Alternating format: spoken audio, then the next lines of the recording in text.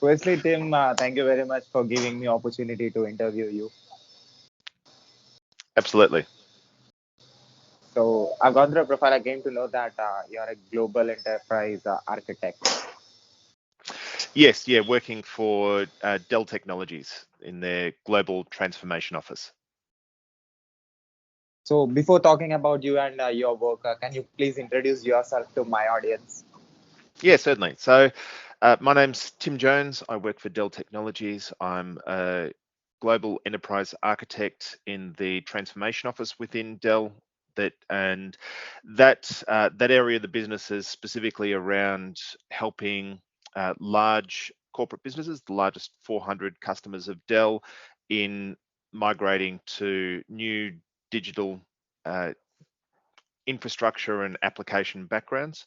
And also, the other side of what I do is I part time. I also teach university, so master's students in IT, cloud security, and virtualization technologies. So you are into cloud from?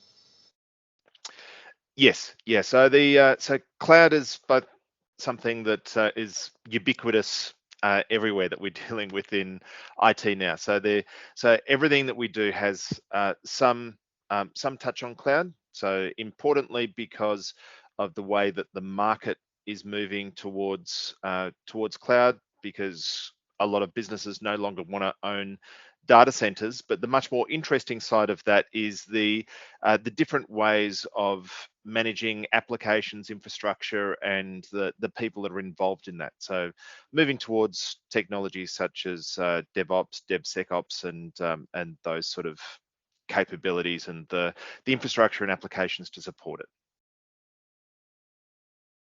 So I forgot to ask, where are you from? So I'm from Melbourne, Australia. Awesome. So I can see you are into cloud from long time. You worked in different positions in different companies. Yes. Yeah. So my role that I had before my current one was working with Virtustream, which is the cloud service provider portion of Dell Technologies. So that business was provide still is providing the the capability to put large scale application systems that were never built for cloud technologies into the cloud, like systems like SAP, systems of record, banking systems, that sort of thing. So the a lot of the hyperscalers have now caught up to the capability for hosting those type of systems, but Virtustream was one of the early ones for dealing with that side of technology. As well as that, I've also worked in the banking space, so not only in the vendor world, but working in banking and finance in the cloud space and some other businesses as well. So how you are managing both? You are teaching about cloud to the master level students, and you are able to do the cloud work in Dell Technologies. Yeah, so it's interesting. So the part of the advantage of being a senior technology person means that you've often got plenty to do, but you're dealing with people around the world, but your time is quite flexible. So I can manage my own time and meetings and setting up time with people as I need, and it's very much an outcome based work that we need to work with clients. We have things that we need to do to get transformations or plans or strategy in place to operate, but we don't it isn't a regular 9 to 5 job.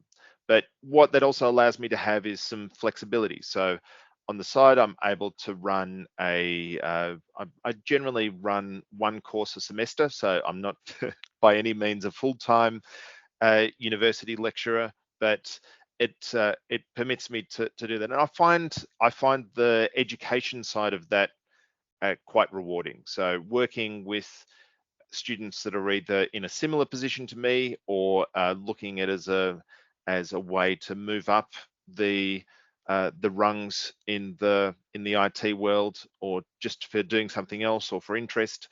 But working with a bunch of people that are passionate about learning, because it's something that for me has been super important part of my career. Like, I've been in IT now for like a little bit over 30 years, and the and been more or less on the technical side of the fence all of that time. And you can't do that without having a passion for learning and wanting to continue to learn. That if you got fed up with continually learning, you'd have to find a completely different career or move into a different path in IT. So you have 30 plus years, but you look so young.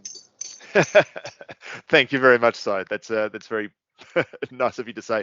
I think it's probably the Skype's giving a an AI filter for me to make me look young.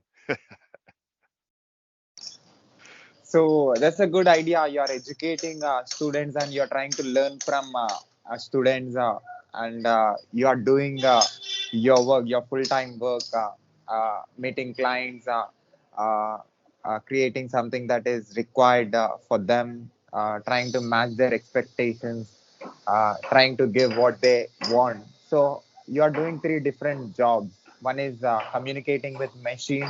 Another one is communicating with clients, where you have to know what their requirements are, how they are able to, how what they want to shift their physical infrastructure to the virtual world. And the another one is uh, teaching, telling Yes. something that you know already. So how three different jobs you are able to manage? Well, it's all about um, being aware of what your capabilities are, being very clear in your communication with people around what their expectations of you as well are. But the key thing, so over my main job over the years has been working in either architecture, consulting, or some form of vendor-based roles. And those particular roles, those across all three areas, the key areas that you need to have to work with those is an understanding of the technology. Like, that's kind of a given for people working in technical fields, but you also need to have an ability to influence. And so that's where working in a partially in a sales organization, or if you're working internally as an architect within a corporate environment or something like that, being able to talk to people, influence, and make them comfortable with what it is that you're technically put it forward, dealing with the human to human side, is incredibly important as well. And so that helps tie together being able to work in multiple different areas at once as well, because it's the human to human interaction which makes all of that possible. So yeah, for anyone working in the space, it's an incredibly important skill. So what are the challenges that you faced in this 30 years in IT? Well, as I mentioned before, one of the first things is dealing with learning over all of that time. For me, a large part of staying on top of that and being able to benchmark myself and understand and having goals that I move towards is by utilizing certification.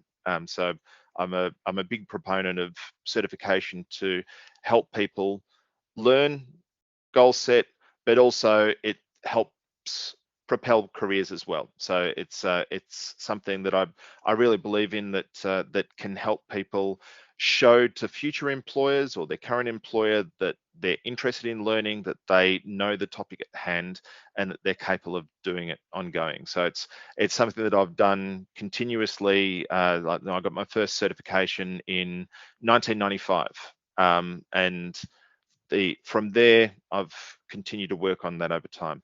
The other side is just making sure that you learn the right things, of being aware of what the next thing is that's coming, because it's no good learning going deep into COBOL programming or something like that, that there might be work in for a little bit of time, and that they say that they'll always be working COBOL programming because it's all in banking. But as an example, there's you need to have a view to what the corporations that you're working for are looking for, and what the marketplace and the interest and where things are moving. And right now that's heavily into automation. And so cloud I see as more of a symptom of that move to automation rather than the core part of the reason why people are making a large part of the move.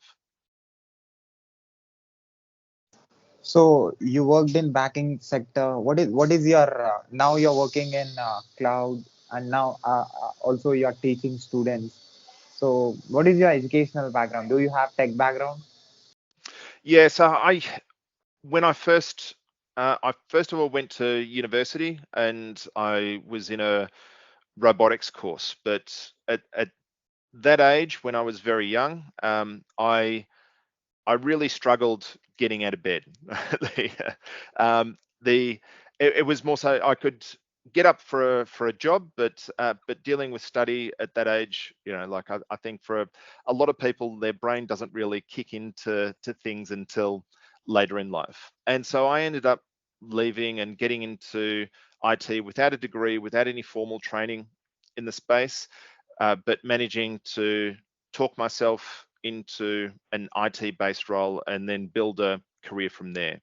It was only later that I went on to study further. I tried a number of times to do things like degrees part time or study and that sort of thing. I didn't complete a couple of those things as well, but eventually I got my tertiary education complete. I did a master's degree myself, and as well as that, I did all of the certification side. So the key is you'll have some, you'll trip up somewhere along the way. You'll have some problems as you move along, but it's not the end of the road if you have a problem or you don't succeed something along the way, that you can keep on trying and keep on going at it, and eventually you can hit the goals and where you want to get to eventually. So how's your experience with students? With sprints, Your experience with students. our students, yeah, well, I really enjoy time with students because it's a a very different dynamic to dealing with people on a day-to-day basis, and especially over the last 18 months it's been good to have some further interactions, because you spend a lot of time in four walls, working from home, working from videos and that sort of thing, but helping people deal with their own understandings of working through programs and uh, working through understanding the technology, but something that gives some real uh, personal satisfaction of being able to feel like you're helping uh, share some of your own expertise and knowledge to people that appreciate it, that want it, that are keen to learn. And so it's really good dealing with students, especially dealing with master's level students, because they're all there off their own bat. They're all there because they specifically have chosen to do it. They're already in the industry somewhere, most likely, and they're not just there because they don't know what else to do. Right? So some in like when I was an undergraduate student for the first time, I wouldn't have enjoyed myself as a student at that point. But the people who come through as master's students are really good across the board. So you have industrial knowledge, and you're teaching to the students who don't know what happens in the market. So uh, how you are able to tell them what exactly works in the industry, and how good they are in understanding and grabbing information, the real world experience from you. Yeah, so that's interesting, because that's one of the things from the last semester. So last semester I was teaching cloud computing course. And so teaching the ideas behind what cloud computing is, but also using AWS teaching as part of it. So we use the AWS training and education platform to provide the technical components of that course. And so we had some students that had dealt with cloud technologies before that were working in the space, but also a bunch of people that hadn't dealt with any of that before, that it was completely new for them to deal with.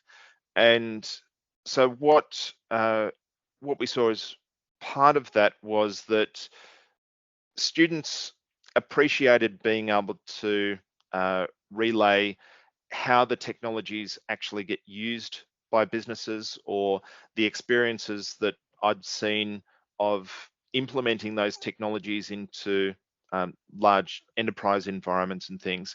Because it's one thing to have case studies or to play around with the technology and link it together, but explaining how the technologies are actually consumed and what things look like in the real world is something that a lot of students really appreciated, because they're able to then align that view of what they're learning from a technology perspective to what the business requirement is, or how it's consumed within an organization, or how a team is structured to deliver the features into the environment. Because the course that I had was structured around creating architecture and design artifacts for people who have never worked in the field before. So not only teaching them the technical side, but also some of those business components and how that aligns to delivering a technical project from a design and architecture side.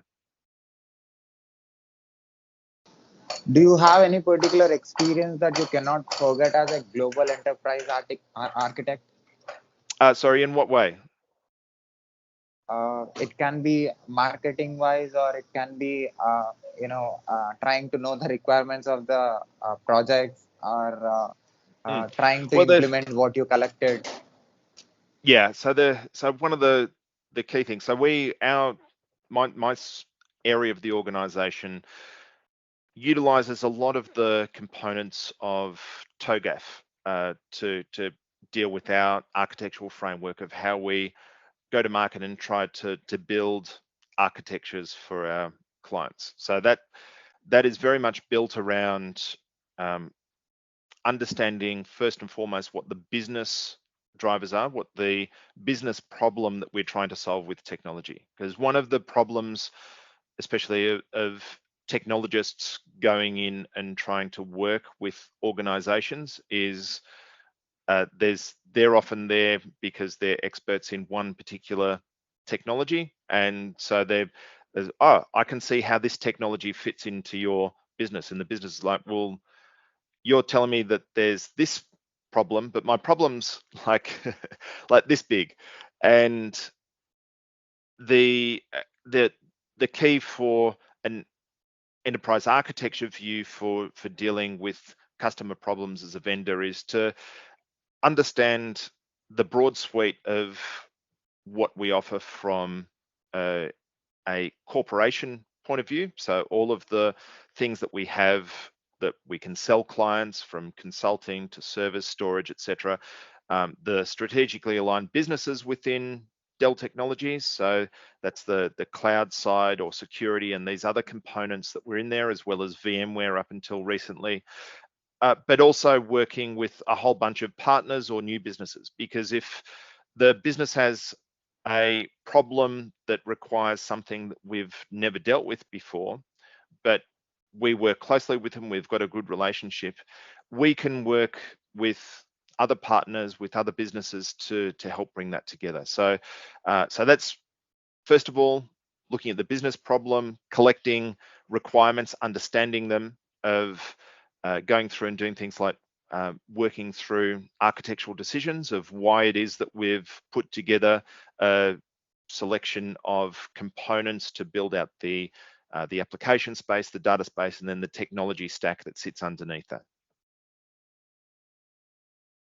So how this interacting with your clients and communicating with different people who are into different professions, who can be there will be technical or non-technical people. So how this knowledge helped you in your designing and doing architecture, which is completely technical? How this knowledge helped you? Yeah, so uh, again, coming back to one of the key things is being able to uh, talk and communicate with people, and so not only talk to people on a person-to-person basis, but being able to communicate ideas, concepts, especially to people who are not necessarily incredibly technical, because some of the times we're working with people from the business side of an organization and not the technical side of the organization. Traditionally, vendors would sell into the IT business, where you would the term is speeds and feeds, right? So you would sell a particular component, whether it was storage or servers or something like that, based upon how fast it was, what it could do, and everyone would understand all of the terminology that you were talking about. Right. So, but business over the last few years has very much changed. So the precepts of the way that a lot of businesses look at technology is they look at software as a service as a first port of call. It's the way that they would prefer to buy their applications, capabilities, etc., because they don't need to deal with IT or managing any systems or anything like that. They can consume applications as is. And so something like Salesforce is a perfect example of this type of thing that the business moved towards.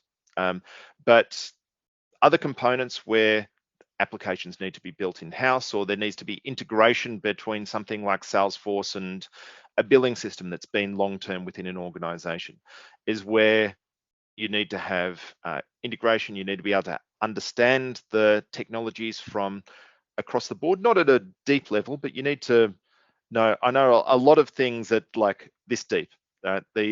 Um, but you need to know a wide breadth of things to understand how they will connect together. But you need to be able to communicate that back to the business clients as well as the technical staff. And so understanding who your audience is.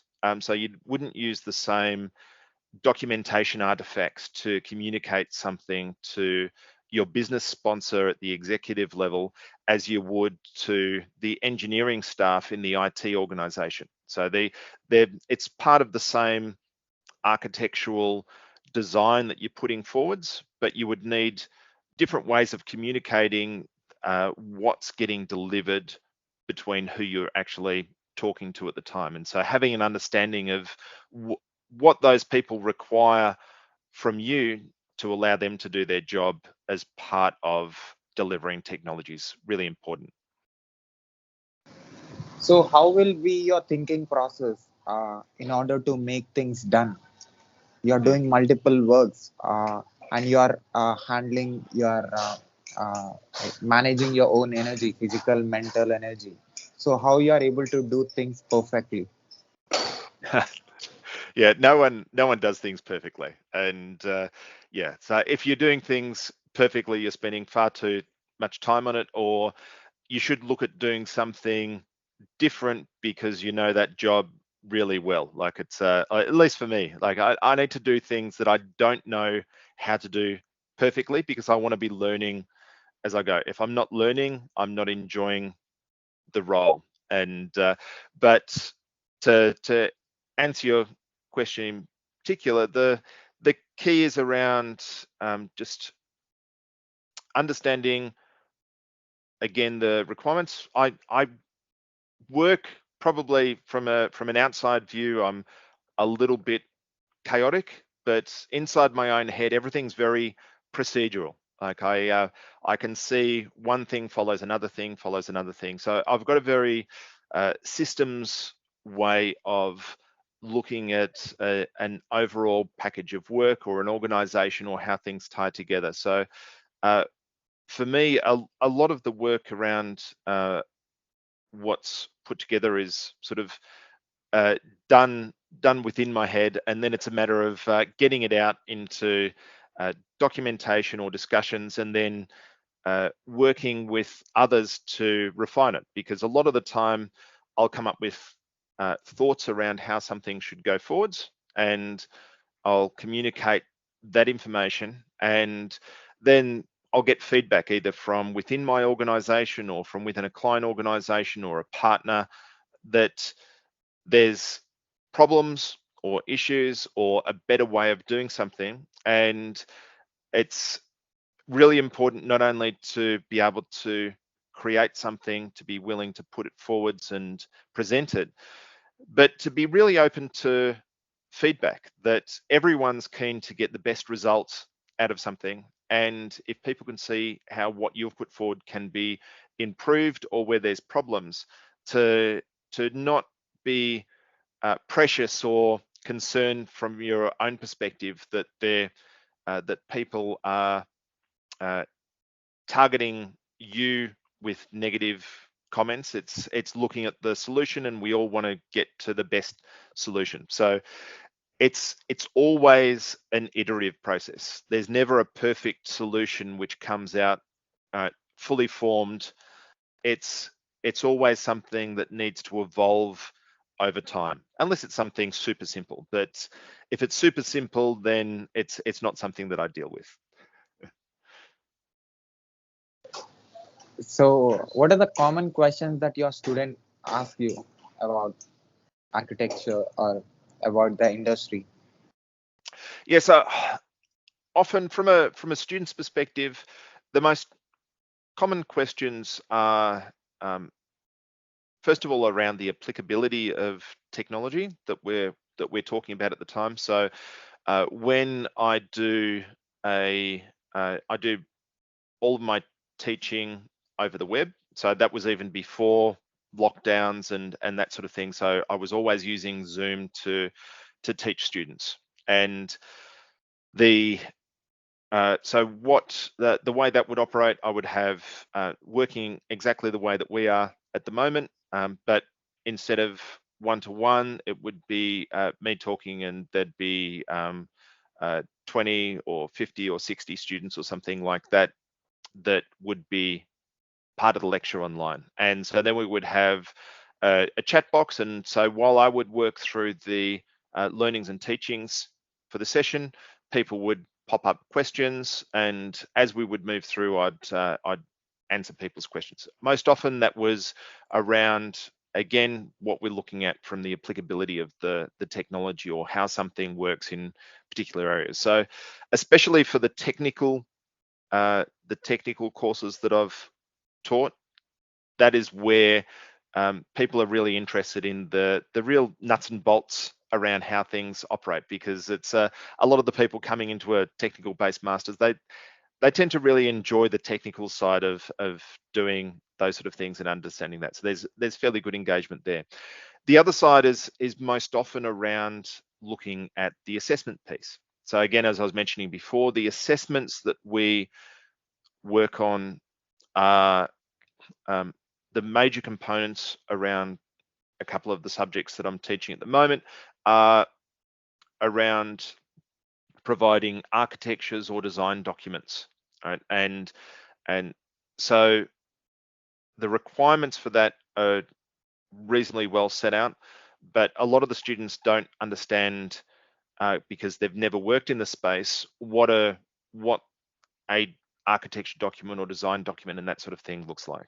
And so so one of the common things that we get, and that I try to help students with creating some samples for and talking them through last semester, was what these things do, but also coming back to the perspective of you're creating a document that is for a particular set of consumers. So who are your consumers of your document that you're actually writing it for? So putting yourself in the shoes of where you're actually writing these for is the sort of advice that I give them. In the case of a architecture document, which is part of a sales pitch to a client, right? Basically, this is one of the assignments that we had last semester. It was an executive consumer of the document, so that you don't want to go into the very deep detail in that type of document. You want to paint a picture of what things look like, what the timescales will be, how much things will cost at a high level, and give an executive summary and that sort of thing. The other type of document that we then created as the final assessment for the semester was a detailed design. And for that, the consumers of the document were cloud engineers. So you needed to have everything in the document that was required for the cloud engineers to do their job. And so two very different views, but you need to make sure that the people who are consuming the documents can do their job off the back of them. So what is different? What is the difference between learning in a university and learning in in a company in a particular position? What is the difference between these two learnings? Sure. So university learning is a formalization of the process. So and it's you've got a large part of the university learning is the accreditation that you get out of it. And so there's an acceptance around the world that a that a bachelor's degree is a certain level of effort that goes into it, and a certain amount of time that is expected to be spent on carrying it out. That a master's degree is a certain amount of effort and time, and same with the an associate degree or a PhD, that sort of thing. So there's an understanding across the world of what a particular type of degree means as far as effort that goes into it, and then that you're expected, once you've completed, for example, a master's degree, that you have some expertise in the area that you're talking about. You haven't just done a general degree, you've actually specialized in a particular area, and you've learned a broad set of information that helps support that. All right. So learning in a university means that you've got some assistance from the university to get you there, but at the end they're providing accreditation that you've met the requirements for that. Now, learning within a business is uh, very different, because you're learning what the business requires for the particular function that you're doing. So if you're working as a cloud engineer, but your job every single day is to migrate virtual machines from on-premise to the cloud, and there's not really a lot of stuff that goes into it, but you're clicking buttons along the way, you can learn that job probably, in a day. You don't necessarily need to have a lot of understanding of the technology that sits underneath there. You could carry it. If something goes wrong, it's you'll need someone that knows a hell of a lot more to work things out. But to carry out that particular job function, if the workplace is teaching you, they could teach someone to do it in a reasonably straightforward manner. Now, most workplaces don't want just a monkey, though, to click the buttons along the way. And so the workplaces are very keen to, first of all, get people that are more highly skilled, that understand things in a better manner. And they're also keen to propel people's understanding and knowledge as well. So we see across the board organizations are happy to both hire people that have accreditation from universities, is a normal thing to do that helps with the hiring process, but also the certification side of things. So hiring people that are certified, for example, for the role that we're talking about of doing VM migrations to the cloud, that we would get someone that's got DevOps certification, or a AWS architecture certification, or something like that, that matches broadly into the area, or we would look at training up people to do those sort of things. Now, one of the things that I see in a lot of organizations is the business is very keen to see people increase their skills, but even when the business is willing to pay for those things, unfortunately, a lot of people aren't keen to take it on board. So I see it for a lot of individuals, it's a missed opportunity not to take the business up on the additional training that they're willing to put into their staff, because not only does it make you a better employee and an opportunity to work on more interesting projects in wherever work it is, but it makes you more valuable again in the marketplace, right? So it allows you to, potentially get more money um, elsewhere in the world if you keep training, if you keep learning. um, it it makes you attractive to other employers.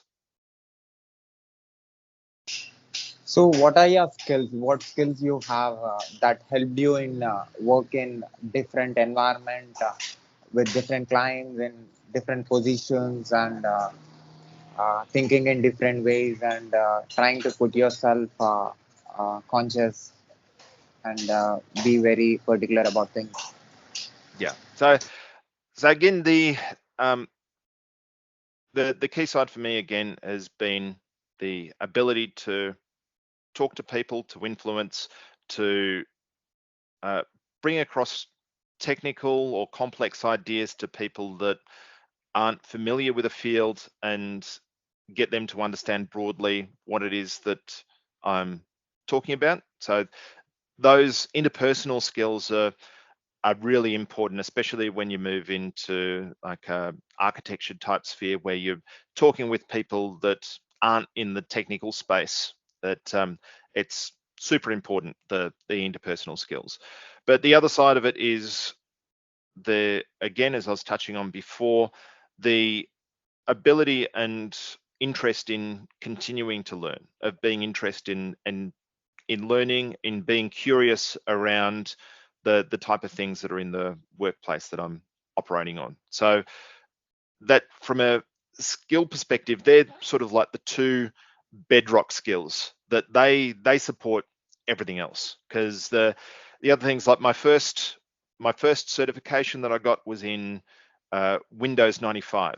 Right, so that's it doesn't have that's a skill that I kind of, like, I could list as still being a skill, but it's not something that anyone cares about.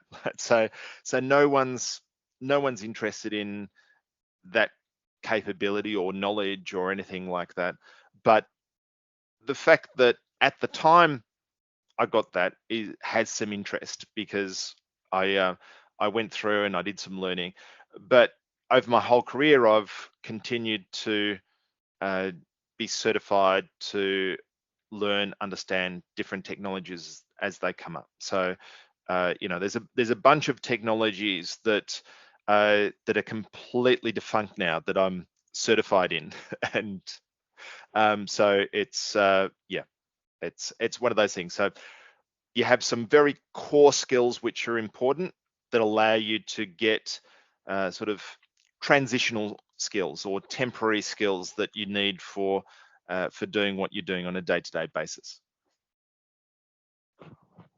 So, technical skills and communication skills, how this helps in IT industry in order to reach the expectations of the clients and increase the production and increase the market and reach.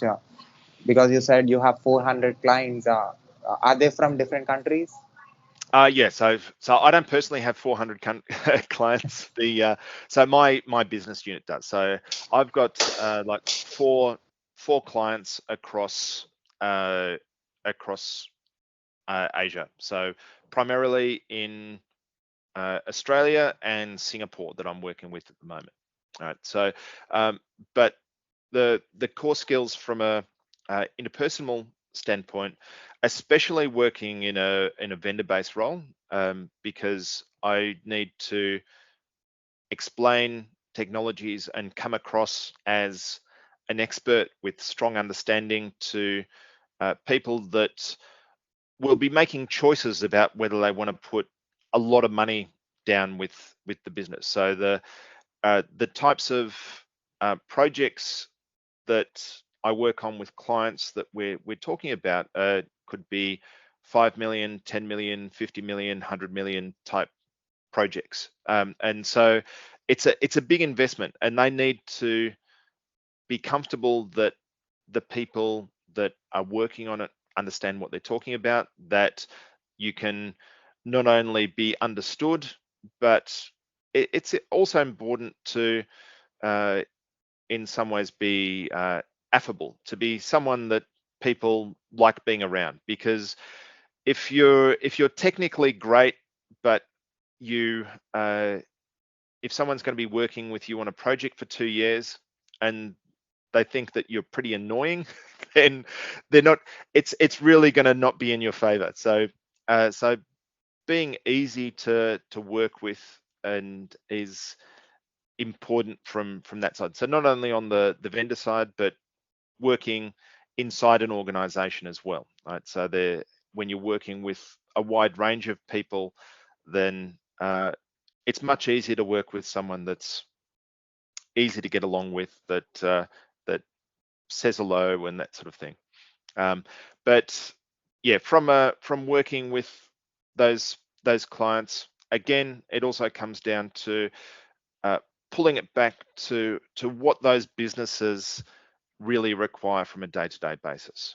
So I'm working heavily at the moment in the telecommunications space, and there's a really big shift to the technology focus that's coming through for telcos at the moment. So they're moving away from vertically integrated radio network infrastructure to disaggregated network infrastructure, so that you can have multiple different components from different providers. And that's something that's kind of a reality now, but the real capability for that will be coming through in the next 5 years or so. That's based off some of the work that's been done around the 5G technology capability. What are the key factors that helps the employee to give the quality service uh, to the clients? So key thing for me is the regular and appropriate communication. Right. So if you're going to give good service, there will always be problems. There will always be failures and things that don't work perfectly. And good service isn't about delivering something when it's working. Good service is about what happens when there's problems, right? So whether that's an issue with contracts that aren't agreed with, or if there's a technical failure in a particular component, or if a roadmap item that was promised to be on time has slipped and is no longer available when the customer expected it to. So yeah, the key is not in handing over something that the customer asked for that works perfectly, but when you're dealing with those problems of what you do. And the key is, for me, is that when you know that there's a problem and that it's a problem that's going to impact the client, the earlier you can tell them, the better. Make them aware that there's even a potential problem coming down the road towards them. That because if they won't be happy. No one likes hearing bad news, right? So it's not about telling people that they want to hear, but if you wait until a massive problem is fully realized and the customer is completely blindsided, that is a surefire way to lose trust and completely break the relationship that your organization has with whoever the client is. And that's not only for vendor to client based relationships, but also internal stakeholders, right? So making sure that, because the sales precepts and the ideas of customer engagement are as important dealing with customer stakeholders and internal stakeholders and internal customers as they are in dealing with when you're actually selling things to clients. So that ability to be aware of what's coming and let people know when there's a problem, because people will always much appreciate to know that there's an issue early rather than late. So 30 plus of 30 plus years of IT industry experience. How this industry experience helped you to be a great human? The so it's funny because the it's one of those things. So I'm an IT professional, but I don't define myself by my work. My work's super important to me. Like it's it's something that I get a lot of personal satisfaction out of. It certainly pays all my bills, and I've had financial rewards over my career. But it's it's not a core of who I am. Right. So the so of being a good human is something that um, you know I try to work towards, and the that side of things is I work with some charity organizations. I do some volunteering, um, and that side of things is more outside of the workplace than in the workplace. From a workplace perspective, it's partly around where I choose to put my labor.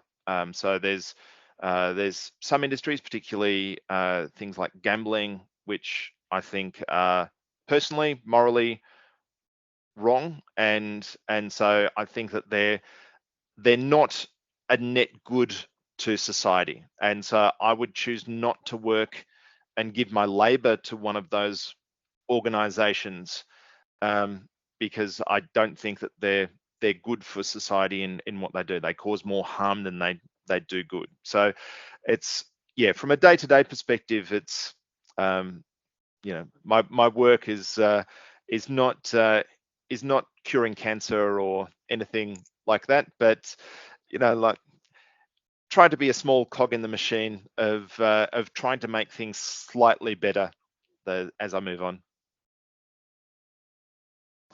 So you are teaching cloud technology to the master level students. So what are the common mistakes that they do? Most of the students that they don't put in their mind when it comes to cloud technology.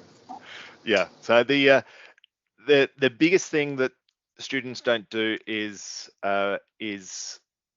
read the assessment rubric. That so we set out for for the way that assessments work in uh, university subjects. We have assignments that students need to do, and we mark out the different areas that things are getting marked upon.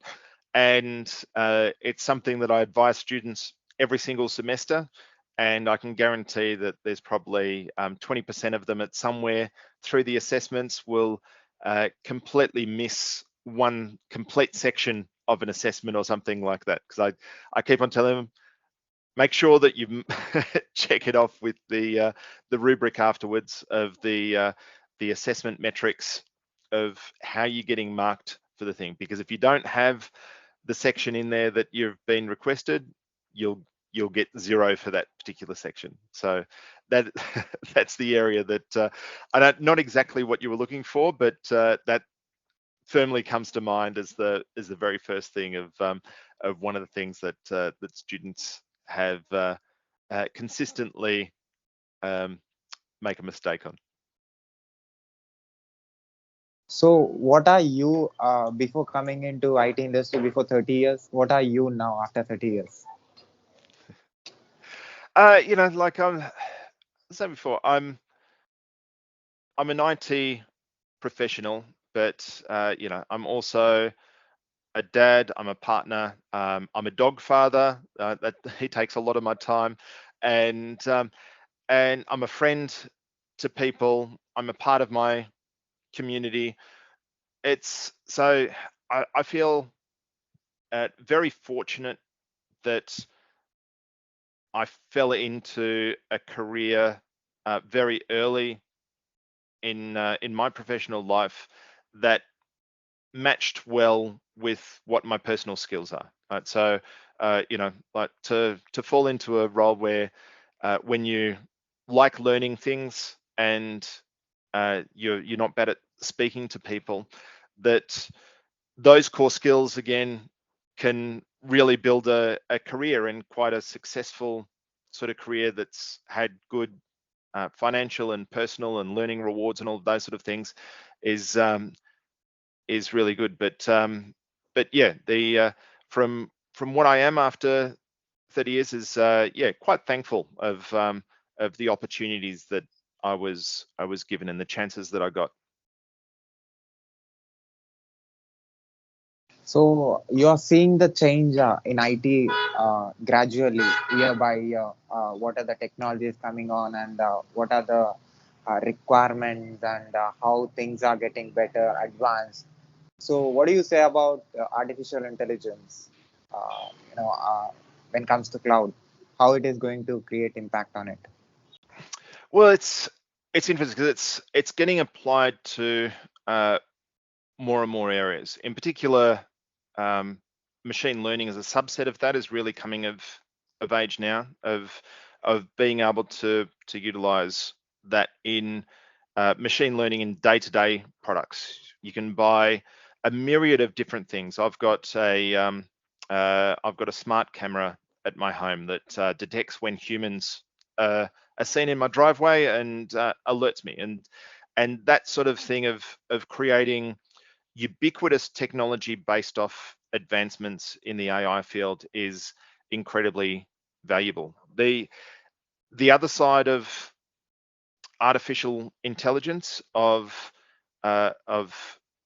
having some actual thought within systems, it's a bit hard for me to see where that's going to go. Like it's something that I find incredibly interesting, but it's also one of those things that seems like it's probably like 10 years away or something like that before we've got proper thinking machines rather than smart processors. But what happens at that point is going to be anyone's guess, because it's one of the concerns that I have for society overall, and that some things become less and less fair and open to people over time from a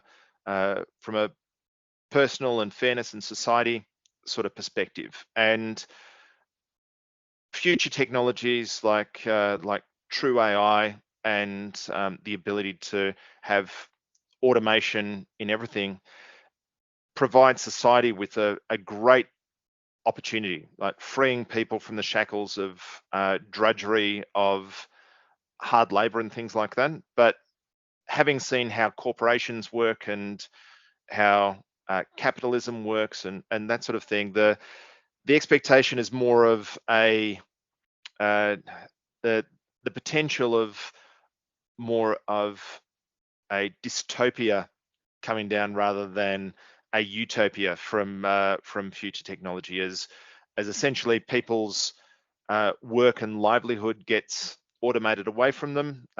Truck drivers, accountants, lawyers, doctors, all of these things.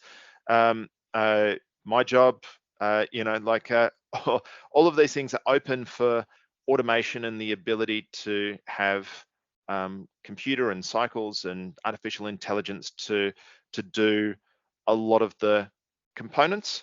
But I think that when we have those things come through, we really need to have something in place to handle what we do as a society, because if we end up with 40% of people across the world with zero work that they can do because we've got robot taxis, robot trucks, a lot of the professional jobs are taken up and that sort of thing. It really requires thinking now. Otherwise, it could be a disaster. So you are great in communicating with machine, and you are great in communicating with human. So you understand both, how they are communicating with you, how they are responding to you, because you worked uh, in understanding the market and clients and productivity, and knowing the requirements of people from different professions, because your clients will be from different countries and different professions. So you know what how they are communicating, what exactly they need, and what exactly they want, and what you should do. So uh, and also you know what to do with the requirements, how to create things, how to generate things with the given requirements, and give the right product and the quality product to the uh, clients. So how these two knowledge, communication knowledge, communicating with machine, communicating with human. When it comes to AI, what do you say? To the AI experts, what they need to put in their mind in terms of security, what they have to put in the artificial intelligence machine in order to make it be in humans' control. Yeah, so I mean, this is again a coming off what I was talking about before of seeing how uh,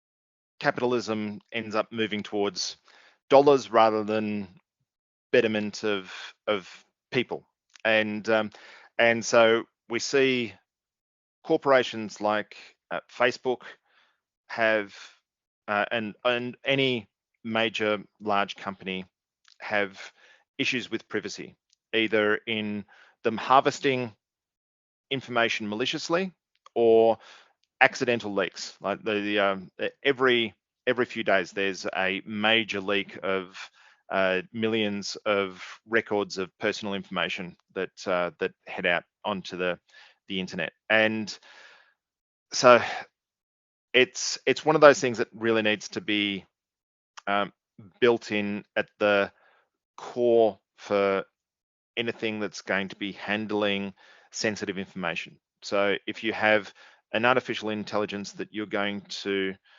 share information with, it needs to be carefully adjudicated how that's managed and how it's deployed and processed through the system. And that's where I think that uh, starting to see roles like computer ethicists, people who deal in morality and ethics within the computer field coming about, because that sort of thing is going to be more and more important. It's one of the new growth areas of understanding the ethics of that computer person divide and being able to assist in the shaping of how AIs should deal with these things, because as well as dealing with the privacy issues and regular security type concerns, there's also major issues around the information that is fed to the AIs and how they then deal with that. Because as an example, if you feed an artificial intelligence all of the arrest information for the city of Chicago, all right, and you tell the artificial intelligence, go out and find me the people that are most likely to commit crime. And the artificial intelligence will go out and continually point to black people because they're over policed. And they're the people that get arrested all the time because they're the people that are targeted with crimes that aren't hit up by other people. And so this is not an AI problem. This is ethics, a control, a programming, a management problem around the AI, because you end up with these results out of the technology which are not what the programmers or controllers expected or not what they wanted, but a computer will go away and do exactly what it is that it's told to do, right? So if it needs to find correlation or information somewhere, it'll correlate to a way to its heart's content, but it'll do so in a way that isn't human, right? Doesn't have an ethical or moral overlay, doesn't have a clear understanding of the world. And my hope is that some of these things can come into the frameworks much more clearly around how these things are developed. So my last question is, what do you say to the as a global enterprise architect? What do you say to the beginner level and intermediate level and expert level architects? Your valuable advisors? Yeah, I'd say that uh, be open for how you present your information. Be open for uh, advice around different things, because I certainly still take advice around the work that I put forwards, and am quite happy to change anything that comes up based upon better information or better ideas. So be open to that, but also keep learning. So it's one of the things. So as I said, 30 years in the industry, and I had to learn a lot at the start and keep on learning, but the pace of learning and the pace of change is just accelerating, right? And that's going to keep going in the future as well. And so keep a view to what it is that's coming along down the pipe. So the big sort of movement from an organizational perspective is data-centric workloads at the moment. So understanding the conjunction between data formats of how you store systems in cross-cloud environments, of how you manage the applications to work with those various things, dealing with AI and ML with data processing. So those are the sort of areas that I see really hitting their strides at the moment, and coming to life over the next couple of years. But it's still important to really understand the fundamentals as well. So as we go through everything, one of the most important things that I ever learned through my career is learning TCP/IP really deeply. All right, so understanding that, because that's, as a core skill and understanding, that is something that hasn't really changed that much in the last 25 years since I learned it quite well. And so understanding those basics of what's happening at the bit and byte level of a computer and what it's doing, because that can help you extrapolate the more abstract connections that we have with software-defined networks and virtual private clouds, and the way that we have virtual machines and EC2 and all of that sort of thing within these environments. We learning what's actually going to be happening, because at the end of the day, any cloud environment is just someone else's computers, right? So knowing what happens underneath and how it operates is I think important as well. So, what is your driving force? What is motivating you? What is making you wake up in the morning and do a lot of things? For me, it's that for one thing, this is uh, you know this is what I do. All right, so it's it's one of those. I've spent a lot of time becoming an expert in a particular area, and so there's some reward in being able to utilize skills and knowledge that you build up over time. So in some ways, that's a part of the reward in itself, that you you become an expert, and the ability to apply that expertise to an area is something that's attractive.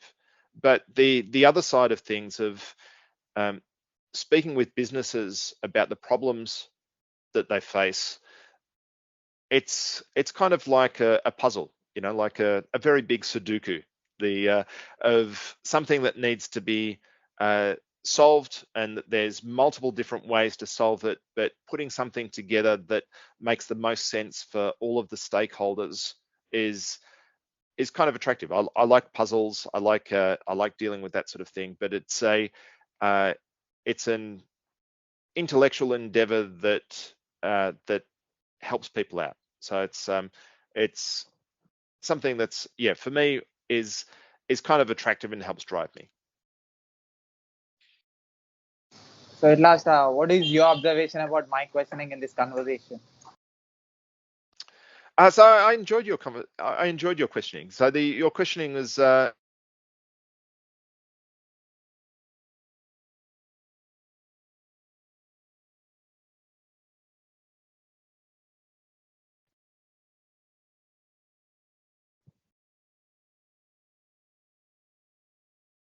yep, Now we are connected. yes, yeah. Sorry, it dropped out for a sec. Yeah. So sorry, did you want me to? Did you miss that last question?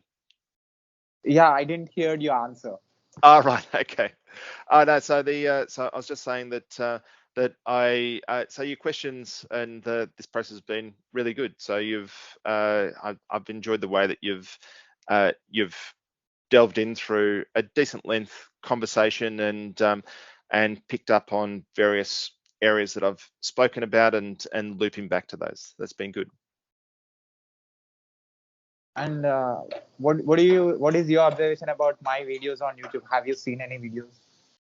No, I haven't looked at it yet. Sorry, I haven't had a chance to have a look at your videos as yet. I saw one come up on LinkedIn, but no, I didn't have a chance. So I actually took more than 500 plus interviews of people from different parts of the world who are into different professions, who are into different age groups. And I personally, I'm a software engineer. I did masters in software engineering, I and guess. yeah, recently I took training in AWS Oh, solution excellent. architect position. Yeah. So So yeah, is that what sort of work you're doing at the moment? right now I got trained. Now I have to look for work.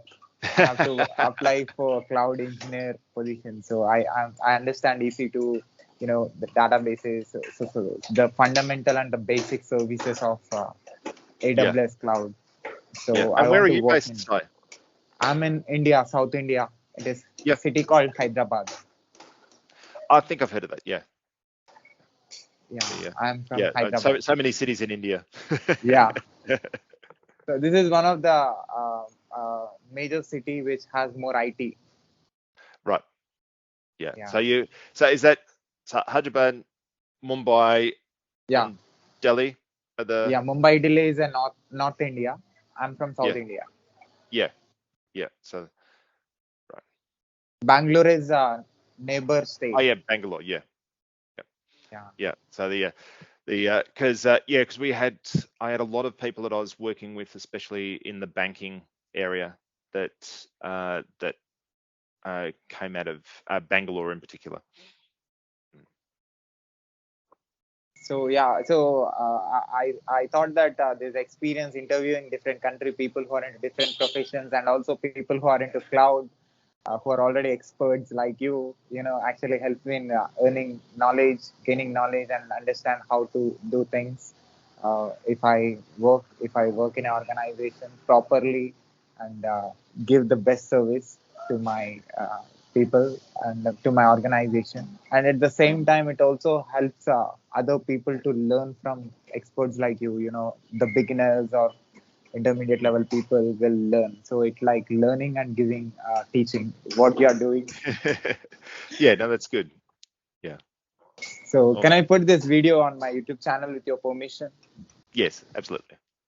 Can I also put this video and audio clip on my podcast, website, internet, social media, Yeah, everywhere with your I'm permission? happy for you to share it. That's fine. Thank you, Tim. Keep going, keep doing what you love. Thanks very much. You too. Good luck with finding your work. Thank you, sir. Bye bye. Bye.